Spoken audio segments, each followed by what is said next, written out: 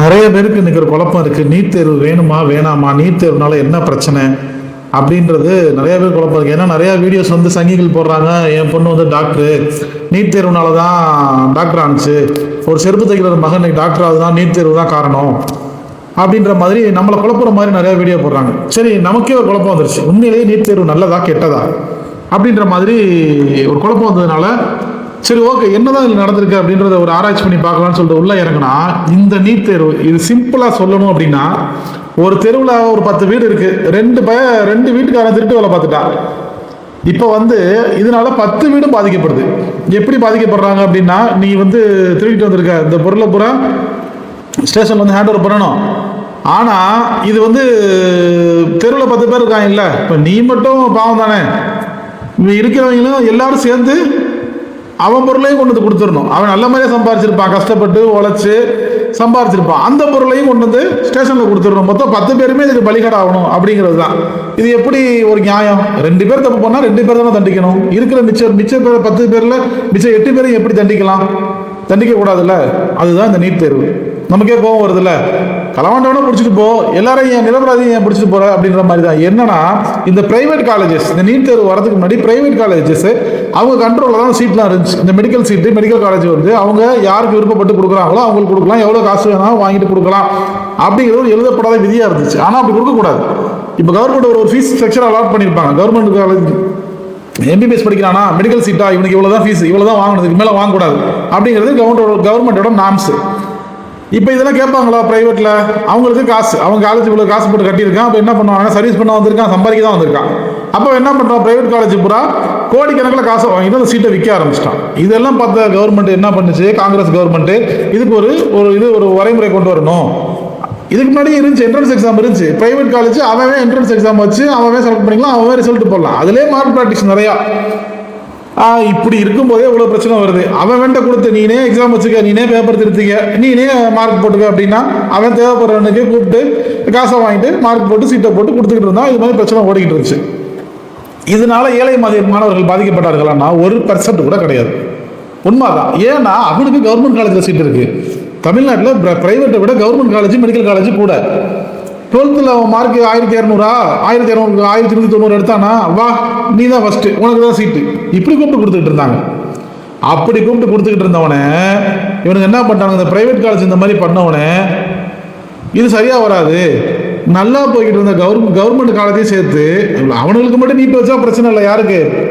Private காலேஜுக்கு மட்டும் நீட்டு வச்சு அவன் இந்த மாதிரி காசை வாங்கிட்டு வியாபாரம் பண்ணுறான் மெடிக்கல் சீட்டை. அதனால இனிமேல் உனக்கு என்ட்ரன்ஸ் எக்ஸாம் தான்ப்பா, நீ வந்து என்ட்ரன்ஸ் எக்ஸாமில் யார் அதிக மார்க் எடுக்கிறானோ நீ அவனுக்கு தான் சீட்டு கொடுக்கணும், உன் இஷ்டத்துக்குலாம் காசை வாங்கினா சீட்டு கொடுக்க முடியாது அப்படின்னு கவர்மெண்ட் ரூல்ஸ் போட்டு இருந்திருக்கணும். மாறா என்ன பண்ணானுங்க, இந்த 8 நல்ல குடும்பம் இருந்துச்சு பார்த்தியா, அந்த 8 நல்ல குடும்பம் தான் கவர்மெண்ட் காலேஜ். நீனும் இதுக்குள்ளே வரணும், நீனும் உனக்கும் எக்ஸாம் தான். இந்த 12th மார்க் வச்சுனா நீனும் நல்லா இது பண்ணிட்டு இருக்க முடியாது, உனக்கும் எக்ஸாம் தான். எக்ஸாம்ல எவன் பாஸ் ஆகி வர்றானோ அவனுக்கு தான் சீட்டு. அப்படிங்கிறப்போ இந்த எக்ஸாம் பார்த்தீங்க அப்படின்னா முழுக்க சிபிஎஸ்சி தான் நீட் எக்ஸாம். நம்ம சிபிஎஸ்சி, நம்ம இருக்கிற கவர்மெண்ட் ஸ்கூல் எந்த ஸ்கூல்லையுமே சிபிஎஸ்சி கிடையாது, ஸ்டேட் போர்டு தான். நம்ம கல்வி முறையை முதல்ல தப்பு. இதெல்லாம் கொண்டுகிட்டு கோர்ட்டுக்கு போகிறாங்க. யார்? திமுக, அதிமுக 2 கவர்மெண்ட்டுமே இதுக்காக பாடுபட்டுருக்காங்க. இல்லை எங்களுடைய உரிமைகள் பாதிக்குது, நீங்கள் வந்து இந்த மாதிரி பண்ணக்கூடாது அப்படின்னு சொல்லி கோர்ட்டில் சொன்னோடனே கோர்ட் என்ன சொல்லுது, ஏதாவது நம்ம சாமானியனுடைய கடைசியாக ஆயுதம் ஏதாவது சொல்லுவாங்கல்ல, நிவாரணம் கோர்ட்டுன்னு, அந்த கோர்ட் என்ன சொல்லுதுன்னா, இந்தியர்கள் அனைவரும் சமம், இதுக்கு வந்து கல்வியில் வந்து பாகுபாடு கூடாது. எதுக்கு? மெடிக்கலுக்கு மட்டும்தான். ஏன் இன்ஜினியரிங் பண்ண வேண்டியது தானே? இன்ஜினியரிங் காலேஜுக்கு ஆல் ஓவர் எல்லா காலேஜுக்கும் ஒரு என்ட்ரன்ஸ் எக்ஸாம் வச்சு இதில் வரவன் தான் சீட்டு. அதே மாதிரி மற்ற படிப்பெல்லாம் இருக்குது, இன்ஜினியரிங் காலேஜுக்கு இருக்குது, ஜேஇ இதெல்லாம் இருக்குது. அதெல்லாம் எதுக்குன்னா சென்ட்ரல் கவர்மெண்ட்டோட காலேஜுக்கு மட்டும்தான். ஸ்டேட் கவர்மெண்ட்டில் இருக்குல்ல, இப்போ நம்ம ஸ்டேட் கவர்மெண்ட்டில் இருக்கிற இன்ஜினியரிங் காலேஜுக்கோ ப்ரைவேட் காலேஜுக்கோ அது பொருந்தாது. இது என்ன மருத்துவத்துக்கு மட்டும் அப்படி என்ன, ஏன் இதுக்கு மட்டும் இப்படி பண்ணுறீங்க, மெடிக்கல் சீட்டுக்கு மட்டும் எப்படி பண்ணுறீங்கன்னு கேட்டால், இது வந்து உயிரோட விளையாடக்கூடிய விஷயம். இது வந்து அதனால இது வந்து ஸ்ட்ரிக்டாக இருக்கணும் அப்படின்னு சொல்கிறாங்க. நீட் எக்ஸாம் வச்சு பாஸ் ஆகி போனாலும் காலேஜில் அவனுக்கு அந்த சிலபஸ் தான். நீட் எக்ஸாம் வைக்காமல் போய் படித்தாலும் காலேஜில் அவனுக்கு அந்த சிலபஸ் தான். சொல்லித்தர பாடத்தில் எந்த மாற்றமும் கிடையாது. அவன் படிக்க போகிற மருத்துவத்துக்கு படிக்க போகிற பாடத்திட்டத்தில் எந்த மாற்றமும் கிடையாது. ஒரே ஒரு பிரச்சனை, இந்த என்ட்ரன்ஸ் எக்ஸாம் மட்டும்தான். அப்போ 12th மார்க் எடுத்தவங்களாம் கிறுக்கனா அப்படின்ற மாதிரி ஒரு கேள்வி வருது. இதை வந்து கோர்ட்டு சொல்லுது. நிறைய தடவை போய் முட்டிட்டாங்க.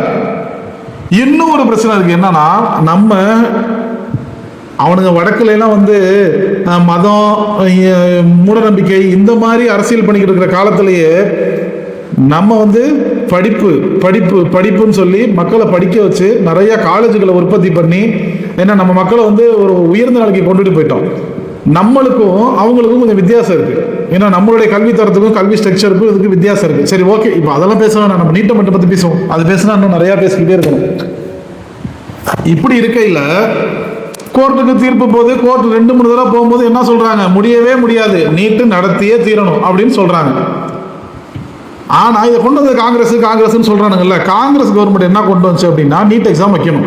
ஆனா மாநிலத்துல அவங்கவுங்க இப்ப தமிழ்நாட்டில் எழுதுறான் பத்தியா, அவன் தமிழ்நாட்டுக்காரன் எவன் அதிகப்படியான மார்க் எடுக்கிறானோ அவனுக்கு சீட் கொடுக்கணும். இப்ப தமிழ்நாட்டுக்காரன் 190 மார்க் எடுக்கிறான், அதிகமான மார்க். கர்நாடகாக்காரன் 200 மார்க் எடுக்கிறான். கர்நாடகாவில இருந்து அந்த சீட் வாங்கி MBBS படிக்க முடியுமானா முடியாது.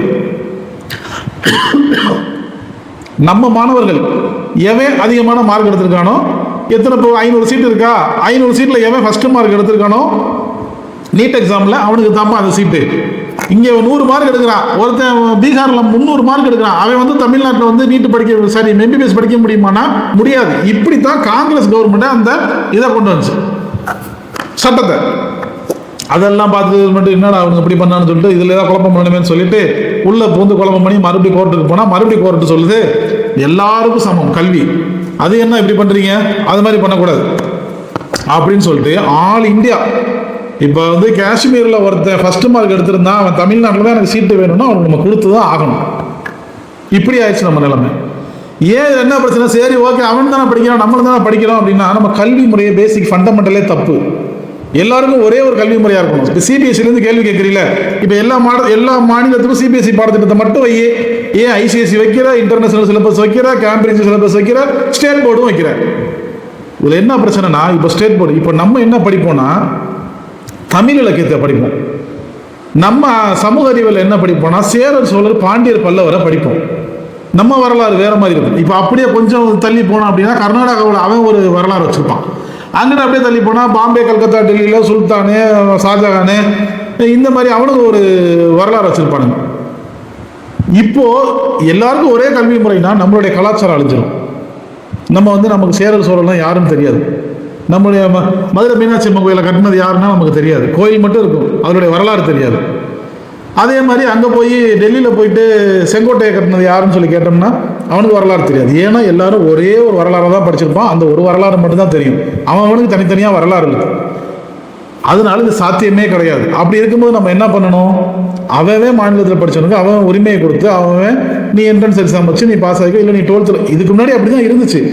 இப்போ பாம்பேல வந்து அங்கே இருக்கிற மெடிக்கல் காலேஜ் சீட்டு வாங்கணும்னா 12th படித்தவன் இவன் அதிக மார்க் எடுத்திருக்கானோ அவனுக்கு சீட்டு. இது நல்லா தான் போய்கிட்டு இருந்துச்சு. இவனுக்கு வந்து இந்த பிரைவேட் காலேஜஸை பனிஷ்மெண்ட் பண்ணுறேன்னு சொல்லிட்டு மொத்தமாக எல்லாத்தையும் பனிஷ்மெண்ட் பண்ணிட்டானுங்க. அதெல்லாம் ஓகே தொலைது பண்ணிட்டானுங்க, செஞ்சுட்டானுங்க. ஆனாலும் இவனுக்கு இன்னும் என்ன முட்டு கொடுக்குறானுங்கன்னா இந்த நீட் தேர்வுனால தான் எல்லா ஏழை மாணவர்களும் கிழிச்சாங்க. ஏழை மாணவர்கள் எப்படி சீட்டு வாங்க முடியும்? ஒருத்தன் 12th கவர்மெண்ட் ஸ்கூலில் ஏதோ ஒரு கிராமத்தில் 1200 மார்க் எடுத்துட்டான்டா, அவனுக்கு கன்ஃபார்மாக மெடிக்கல் சீட்டு. ஆனால் இன்னைக்கு இருக்கக்கூடிய சூழ்நிலையில் இந்த நீட் எக்ஸாம் வந்ததுக்கப்புறம் அவன் 1200 எடுத்திருந்தான்னா அவனுக்கு எங்கேயாவது மெடிக்கல் காலேஜ் சீட்டு கன்ஃபார்ம் ஆனால் கண்டிப்பாக கிடைக்காது. அவன் அதுக்கப்புறம் அந்த நீட்டில் எழுதி பாஸ் ஆகி வந்தாதான். இதில் என்ன பிரச்சனை? நல்லா படிக்கிற பையன் அவன் ஏன் நீட்டில் படிக்க மாட்டேங்கிறான் அப்படின்னா அவன் ஸ்டேட் போர்டில் கவர்மெண்ட் ஸ்கூலில் படித்தவன். சிபிஎஸ்சியில் கவர்மெண்ட் கிடையாது, பிரைவேட்டில் மட்டும்தான் படிக்கணும். இதையெல்லாம் தாண்டி அவன் கோச்சிங் சென்டர் போய் படிக்கணும் அப்படின்னா அதுக்கு 50,000 ரூபாயில், அப்போ 50,000 ரூபாய், இப்போ 1,00,000 ரூபாயிலேருந்து 3,00,000 ரூபாய் கோச்சிங் கிளாஸுக்கு பணம் கட்டணும். அது போக கிராமங்களில் கோச்சிங் சென்டர் கிடையாது. தமிழ்நாட்டை பொறுத்த வரைக்குமே பெரிய பெரிய ஊர்களில் தான், மாநகராட்சியில் மட்டும்தான் இதுக்கான கோச்சிங் சென்டர் இருக்குது. கோச்சிங் சென்டர் போகாமல் இந்த 12th 11th இதில் வச்சு படித்ததை வச்சு பாஸ் ஆக முடியுமா அப்படின்னு கேட்டால் சத்தியமாக முடியாது. ஏன் சொல்கிறேன்னு கேளுங்க. நான் ஒரு லா காலேஜ் நான் எனக்கு வக்கீல் படிக்கணும்னு ஆசை. இப்போ நம்ம ஒரு வக்கீல் என்ட்ரன்ஸ் எழுத போகிறோம் அப்படின்னா நான் நினச்சிக்கிட்டேன் நம்ம 11th 12th வரைக்கும் படித்ததில் தான் கேள்வி கேட்பாங்க. நானும் கோச்சிங் கிளாஸ் போனேன். அப்போ என்னன்னா ஒரு வார்த்தை இருக்குது, ஹேபியஸ் கார்பஸ் அப்படின்ற ஒரு வார்த்தையை கொடுக்குறான். அந்த வார்த்தைக்கு நான் இது வரைக்கும் 1வது 12வது வரைக்கும் அந்த வார்த்தையை நான் கேள்விப்பட்டதில்லை. எதில்? இது வந்து பிஎலுக்கு என்ட்ரன்ஸ் எக்ஸாமில் கேட்கக்கூடிய ஒரு கேள்வி. ஹேபியஸ் கார்பஸ்ன்னு கொடுத்து ஆட்கொணர்வு மனு, ஆட்கொணராத மனு, ஆளே இல்லாத மனுன்னு ஒரு 4 ஆப்ஷனை கொடுக்குறான். நம்ம எப்படி எழுதுவோம் அதை? தெரியவே தெரியாது. இதே மாதிரி தான் அது ஹேபியஸ் கார்பஸ்னா ஆட்கொணர்வு மனு. இது என்னன்னா, ஒருத்தன் காணா போயிட்டாலோ இல்லை போலீஸ் கஸ்டடியில் தூக்கிட்டு போயிட்டாலோ அவனை வந்து நம்ம தேடுறோம், போலீஸை கம்ப்ளைண்ட் கொடுக்குறோம், போலீஸ் நம்ம அவனை மீட்டு தரல அப்படின்னா நம்ம கோர்ட்டில் ஒரு பெட்டிஷன் போடலாம். இந்த ஹேபியஸ் கார்பஸ்ங்கிறது ஆட்கொணர்வு மனு. அவனை எங்கே இருந்தாலும் போலீஸ்காரங்க கூட்டிட்டு வந்து உயிரோடவோ பிணமாவோ அந்த கோர்ட்டில் சரண்டர் பண்ணணும். இது ரொம்ப பவர்ஃபுல்லான ஒரு வார்த்தை. இதெல்லாம் வந்து நமக்கு தெரியாது. இதெல்லாம் வந்து லீகல் டேர்ம்ஸ்னு சொல்லுவாங்க. அந்த அதுக்குள்ளே போனால் தான் தெரியும். இப்போ நம்ம லீகல் நம்ம சட்டத்துக்கு பிஎலுக்கு என்ட்ரன்ஸ் எக்ஸாம் எழுத போகிறோம்னா ஒரு 4 சட்டப்பிரிவை கொடுத்து இது எதுக்குன்னு கேட்பாங்க. அதெல்லாம் நம்ம 12th படிச்சிருக்கவே மாட்டோம். சேம் இதே தான் நீட்லையும்.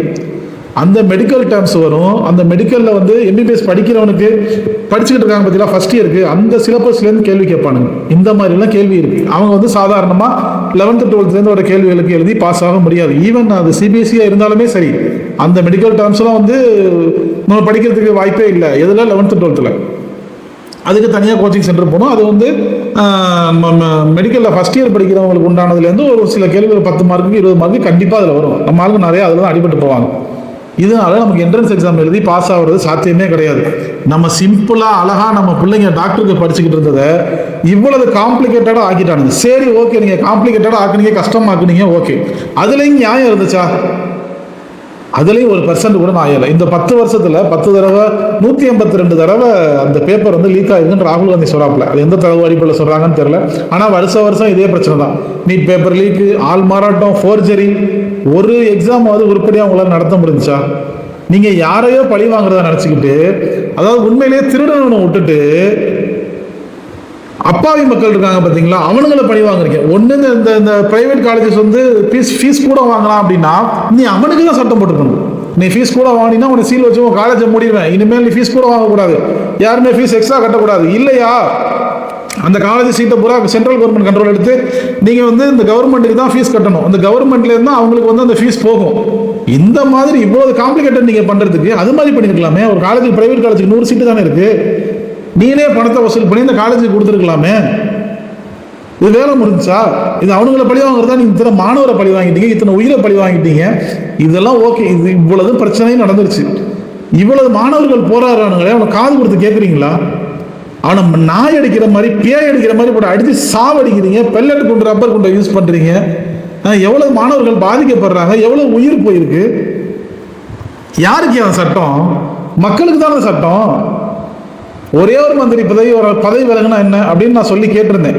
இவ்வளோ பிரச்சனை இருக்கு, ஒரு மந்திரி தானே பதவி விலக சொல்கிறாங்க, சீர்திருத்தம் தானே கொண்டு வர சொல்கிறாங்க. நீட் தேர்வே வேணான்னு சொல்லலை, சீர்திருத்தத்தை கொண்டு வாங்கன்னு தானே சொல்கிறாங்க. அதுக்கே நமக்கு ஒருத்தர் கமெண்ட் பண்ணியிருக்காரு, இந்த மாதிரி ஒவ்வொரு மந்திரியாக பதவி விலக சொன்னால் ஒருத்தர் கூட இருக்க மாட்டான்னு சொல்லிட்டு.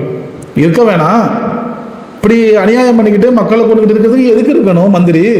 தேவையில்லைங்கிறேன். சட்டங்கள் கடுமையாக்கப்பட்டதான் தவறுகள் குறையும். ஒருத்தர் தப்பு பண்ணிதான் நமக்கு தெரியுது. ஏன் அவனை அந்த பதவியிலும் தூக்குறதுக்கு உங்களுக்கு என்ன பிரச்சனை? ஏன் தூக்க மாட்டேங்கிறீங்க? அப்போ எத்தனை பேர் வேணாலும் சாவலாம், எத்தனை நாள் வேணாலும் போராடலாம். ஆனால் வந்து நீங்கள் பண்ண தவிர ஒத்துக்கவே மாட்டீங்க. இதுதான் இன்னைக்கு இந்தியாவில் நடக்குது. நம்ம நீட் தேர்வுனா என்னன்னு பார்த்துட்டோம். அந்த நீட் தேர்வை தூக்கி பிடிக்கிறது யாருன்னு பார்த்துட்டோம். அந்த நீட் தேர்வு எதுக்காக தூக்கி பிடிக்கிறானுங்கன்னு தெரியல. உண்மையிலே இந்த நீட் தேர்வு ஒழிஞ்சு 12வது மார்க்லேருந்து என்னைக்கு மெடிக்கல் சீட்டு கொடுக்குறாங்களோ அன்னைக்கு தான் நம்ம ஏழை எளிய, உண்மையான ஏழை எளிய மாணவர்கள் டாக்டர் ஆக முடியும். இந்த நீட் தேர்வு இருந்துச்சு அப்படின்னா நிச்சயமா சொல்றேன், சத்தியமா சொல்றேன், ஏழை மாணவர்கள் டாக்டர் ஆக முடியவே முடியாது. இதுக்கு நீ எத்தனை முட்டு கொடுத்தாலும் சரி, அதுக்கான வாய்ப்பே கிடையாது. ஏன்னா இதில் இவ்வளோ பிரச்சனைகள் இருக்கு. நம்ம படிக்கிறது ஸ்டேட் போர்டு, கேள்வி கேட்கறது சிபிஎஸ்சில இருந்து, கோச்சிங் கிளாஸுக்கு 2 லட்சம். பிரைவேட் காலேஜஸ்ல தான் பிரச்சனை. இப்போ சொல்றாங்க லட்சமா சீட்டு கட்டி தான் மெடிக்கல் சீட்டு வாங்குற மாதிரி இருந்துச்சு, அது முற்றிலும் இப்போ இல்லாமல் போச்சு அப்படின்னு சொல்றாங்க. எந்த கவர்மெண்ட் காலேஜில் லட்சமா கட்டி சீட்டு வாங்கினீங்க? 12வது மார்க் நல்ல மார்க் எடுத்தா சீட்டு கொடுத்தானுங்க. அந்த மாதிரி இருந்த சிஸ்டத்தை பூரா மாற்றி நம்ம ஸ்டேட்டுக்கு மட்டும் இல்லை, இது எல்லா ஸ்டேட்லையுமே இருந்துச்சு. ஆரம்பத்திலேருந்து தமிழ்நாடு எடுத்துக்கிட்டு இருந்துச்சு. நம்ம தளபதி விஜய் சொல்லியிருந்தாப்புல, அரசியலுக்கு முன்னாடி ஒரு பேச்சு பேசியிருந்தாப்புல, அந்த வீடியோவில் அட்டாச் பண்றேன். என் கூட பிறந்த என் தங்கச்சி வித்யா இறந்தப்போ எனக்குள்ள ஒரு பெரிய பாதிப்பை ஏற்படுத்துச்சு. அதுல கொஞ்சம் கூட குறையாத பாதிப்பையும் வேதனையும் ஏற்படுத்தினதுதான் தங்கச்சி அனிதாவோட மரணம். அதுலயும் தகுதி இருந்தும் தடையா இருக்கே இந்த நீட்டு. அப்ப ஒரு முடிவு பண்ணுங்க, வாய் நிறைய விஜயண்ணா விஜயண்ணான்னு நம்மள மனசார கூப்பிடுற இந்த பெண் பிள்ளைங்களோட கல்வி வாழ்க்கைன்னு எல்லாத்துலயும் ஒரு நிரந்தர பாதுகாப்பை ஏற்படுத்தணும். இனிமே கவலைப்படாதீங்க. உங்க மகன், உங்க அண்ணன், உங்க தம்பி, உங்க தோழன், உங்க விஜய் களத்துக்கு வந்துட்டான். மாநில அரசு எங்களுக்கு போராட்டம் தருவதற்கான ஒரு இடத்தை கூட ஒதுக்காம மாணவர்கள் அப்படியே வர வர வந்து ஆடு மாடு போல கைது பண்ணுவது, அதே போல மாணவிகள் இருக்காங்க இந்த போராட்டத்துல ஆண் காவலர்கள் பிடித்து இழுப்பதெல்லாம் வந்து ரொம்ப ஒரு மோசமான கேவலமான கொச்சையான செயல் என்பதை இந்த இடத்துல பதிவு செய்யறோம். முறையா ஒரு போராட்டம் நடத்த வந்தா கூட இன்னைக்கு தமிழ்நாட்டுல இடம் கிடையாதா என்ற கேள்வியை தான் இன்றைக்கு மாநில அரசை நோக்கியும் சிஎம் விஜய் அவர்களை நோக்கியும் இன்னைக்கு நாங்க கேள்வி எழுப்ப விரும்புறோம். போலீஸ் எங்களை ஒரு இடத்துல போராட்டம் நடத்த சொல்லிட்டு நாங்க இங்க வரும்போதே கோர்ட் வாசல்ல வச்சு கைது பண்றாங்க. இது ரொம்ப ரொம்ப அராஜகமான ஒரு முறை. தொடர்ந்து மாணவர்கள் இன்றைக்கு தொடர்ந்து இந்த நீட் தேர்வால இறந்துட்டு இருக்காங்க. தமிழ்நாடுக்கு ஒரு பெரிய வரலாறு இருக்கு. நீட் தேர்வை நம்ம தொடர்ந்து எதிர்த்து இருக்கிறோம். இப்ப இருக்கக்கூடிய தமிழ்நாடு கவர்மெண்டோட போலீஸ் எங்களை இந்த போராட்டம் நடத்த விடாம தடுக்கிறது அப்படிங்கிறது ரொம்ப ரொம்ப ஒரு கண்டிக்கத்தக்க ஒரு செயல்.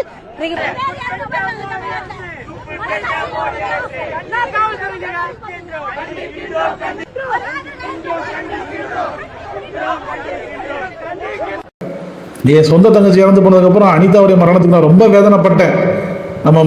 நம்ம தங்கச்சிகள் இனிமேல் பாதிக்கவே கூடாது, எந்த ஒரு இதுவும் வரக்கூடாதுன்னு சொல்லி இந்த வீடியோவில் அட்டாச் பண்ணியிருக்கேன், அதை பாருங்க. ஆனா இன்னைக்கு வாய் திறக்கிறானுங்களா? எவனுமே வாய் திறக்கல. ராஜ்மோகன் சொல்றாப்புல போராடுறதுக்கு ரோடு கிடையாதுன்னு. ஜனநாயகம்ன்றதுக்கு இந்த ரோட்டை என்ன அநியாயம் பண்ணானுன்னு தெரியல. ஏன் மெரினா பீச்சை ஒதுக்கி கொடுக்க வேண்டியதானே? அமைதியாக உட்காந்து போராடுங்கப்பான்னு. இந்த தமிழ் சமூகத்துக்கு, தமிழ் மாணவர் சமூகத்துக்கு நீங்க ஒழுக்கத்தை பத்தி பாடம் எடுக்கிறீங்களா? எவ்வளவு அமைதியா போராடினாங்க ஜல்லிக்கட்டுல, அவங்களுடைய உரிமை நிலைநாட்டவும் செஞ்சாங்க. அப்படியாப்பட்ட தமிழ் சமூகம் அது. அந்த சமூகத்தை நீங்க வந்து அவமதிக்கிறீங்களா? கேள்விக்குறியாக்குறீங்களா? கேள்வி கூத்தாக்குறீங்களா? ஏன் மெரினா ஒரு 4 நாளைக்கு முன்னாடியே மூடுன? நான் நீட்டுக்கு ஆதரவுன்னு சொல்லிட்டு ஏன் மூடுற? ஒரு 4 பேர் சேர்ந்து ஒன்னா ரோட்ல போக முடியல, பிடிச்சி தூக்கிட்டு போயிடுற ஏவல் துறையை வச்சு. இதுக்கெல்லாம் காலம் நிச்சயமா நீங்க பதில் சொல்லியே ஆகணும். மக்கள் ஓட்டு போட்டு உங்களை உட்கார வச்சுட்டாங்க. இந்த தமிழ்நாட்டு மக்களுக்கு வந்து ஏதோ நல்லது நடக்கும்னு நினைச்சு ஏமாந்துட்டானுங்க. இந்த நீட் தேர்வு என்னைக்கு ஒழிக்கப்படுதோ உண்மையிலேயே அன்னைக்கு தான் நமக்கு வந்து மாணவர்களுக்கு சுதந்திரம் கிடைச்ச மாதிரி. வாங்க நம்ம அடுத்தடுத்த வீடியோவில் பார்க்கலாம். தேங்க்ஸ் ஃபார் சஹா டிகோட்ஸ். நம்ம சேனலை சப்ஸ்கிரைப் பண்ணாமல் பார்த்தீங்கன்னா சப்ஸ்கிரைப் பண்ணுங்கள், லைக் பண்ணுங்கள், ஷேர் பண்ணுங்கள், கமெண்ட் பண்ணுங்கள். இந்த நீட் தேர்வு ஒழிக்கிறதுக்கு எல்லாருமா சேர்ந்து போராடுவோம்.